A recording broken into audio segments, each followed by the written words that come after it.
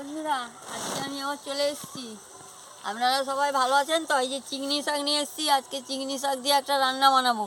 চলুন বন্ধুরা, রান্নাঘরে যাওয়া যাক, রান্না শুরু করব। বন্ধুরা, আমি রান্নাঘরে চলে এসেছি। শাকটাকে কেটে ধুয়ে নিয়ে চলে এসেছি। এবারে উনুনটা ধরিয়ে নেবো। উনুন ধরে গেছে, আমি কড়াটা বসিয়ে দিচ্ছি। সামান্য একটু তেলটা দিয়ে দিচ্ছি। এবার আমি ডালটা দিয়ে দিচ্ছি। তেলটা গরম হয়ে গেছে।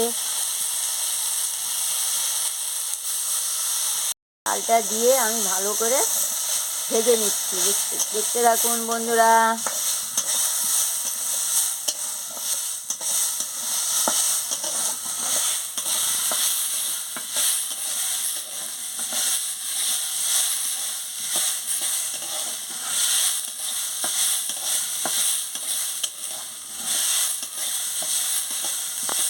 ভাজা হয়ে গেছে, আমি পরিমাণ মতন জলটা দিয়ে দিচ্ছি।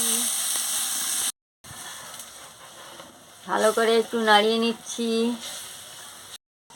পরিমাণ মতন হলুদের গুঁড়োটা দিয়ে দিচ্ছি। ওগুলোকেও দিয়ে দিচ্ছি।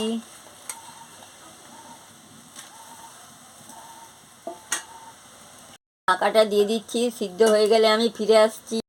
এবার আমি ঢাকাটা খুলে নিয়ে দেখে নিচ্ছি সিদ্ধ হয়ে গেছে নাকি।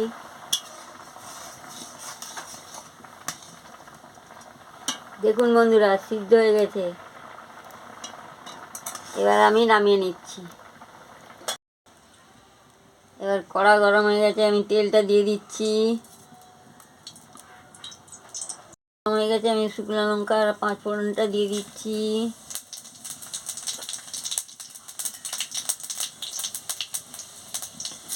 দিয়ে ভালো করে ভেজে নিচ্ছি।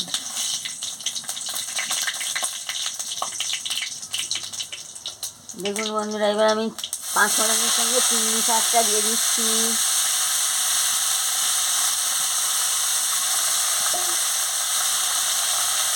দিয়ে ভালো করে ভেজে নিচ্ছি।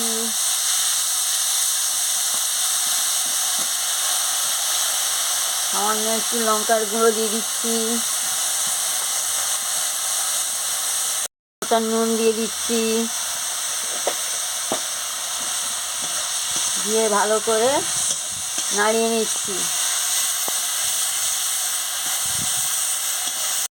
এবার আমি ডাল আর আলুটা সিদ্ধ করে রেখেছিলাম, চিংড়ি শাকের সঙ্গে দিয়ে দিচ্ছি। দিয়ে ভালো করে ফুটিয়ে নিচ্ছি।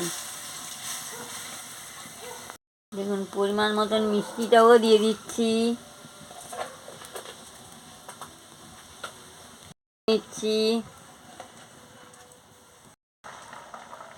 এবার হয়ে গেছে, আমি নামিয়ে নিচ্ছি। এইভাবে চিংড়ি শাক আলু দিয়ে ডাল বানিয়ে খাবেন, খুব ভালো লাগবে। ভালো লাগলে আমাকে লাইক করবেন, শেয়ার করবেন, মেসেজে লিখে জানাবেন, সাবস্ক্রাইব করবেন। আমি আবার কালকে ফিরে আসি। আমি তো চিংড়ি শাক দিয়ে ডালটা খেতে খুব ভালোবাসি। আপনারা নেড়ে খাবেন, কেমন লাগে আমাকে মেসেজে লিখে জানাবেন। কোনটি বাজিয়ে দেবেন, আমার ভিডিওটা শেয়ার করে দেবেন। দেখুন, রঙটা দারুণ হয়েছে, গন্ধটাও দারুণ বেরিয়েছে। আপনারা রুটির সঙ্গেও খেতে পারেন।